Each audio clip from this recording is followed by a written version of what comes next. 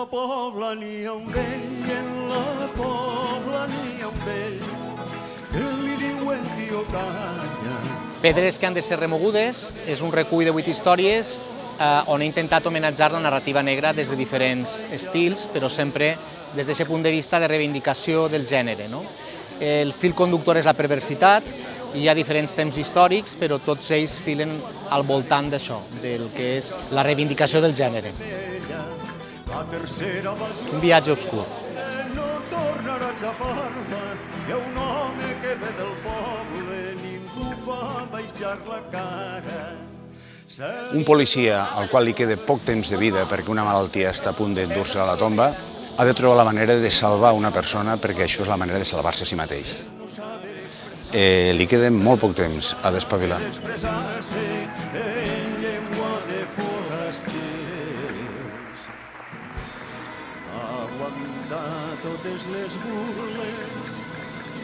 El cor heretge és un poemari feminista, o així ho entenc jo, entenent el concepte feminisme com un sinònim d'igualtat i per tant també de justícia.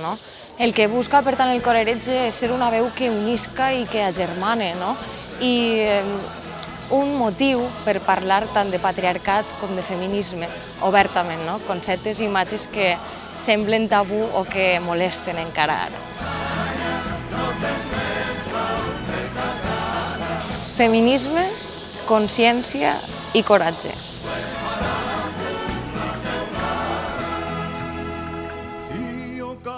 El llibre es diu Fugaç i evidentment parla de l'efímer de la vida, d'allò que és efímer i de la fugacitat, del pas del temps. No té més secret que això. I brusa negra i una faixa morellana que recorda el Tio Canya quan varen portar-lo a escola. 7 anys la cara ben neta, ulls oberts, camisa nova. L'obra es diu El jarrón roto i el que planteja és un diàleg entre el ciutadà, l'individu de la societat contemporània, en la història reflectida en l'antiguitat clàssica. I aquesta connexió la fa a través de l'amor i de l'experiència de la paternitat. Grècia, amor, ciutat. Es un texto de filosofía en donde trato de revisar la tradición filosófica en clave de humor y ver cómo detrás de la filosofía se esconde una raíz, un resto humorístico que debemos desentrañar. Sería una revisión humorística de la filosofía.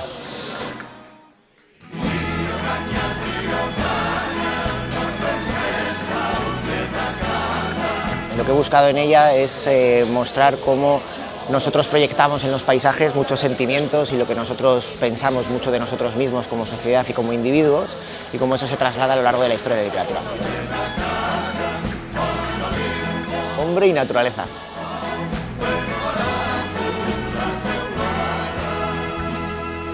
Cròniques del carrer diuen, cròniques del carrer diuen.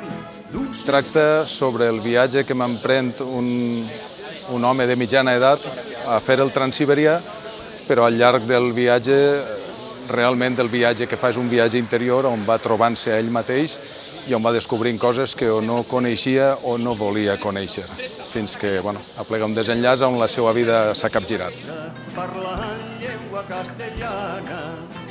TVO, comèdia i, no sé, existencial.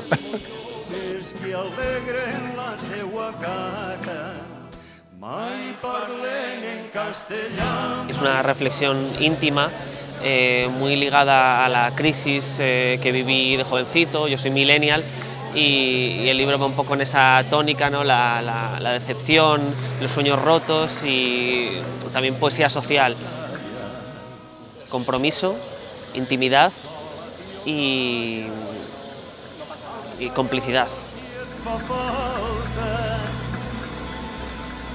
Es una fábula que transcurre en el Caribe. El detonante es que aparece una tortuga muerta en la playa y una joven decide que se marcha de casa y regresa a su pueblo natal en un viaje interior en el que bueno, pues, se transcurre por su pasado, hay influencias de realismo mágico, también de lo que sería pues, una fábula de Esopo, ¿no? Con esa personificación animal de una serie de valores como el miedo, el deseo, la lucha interna que ello comporta, la soledad, ese viaje que ella emprende.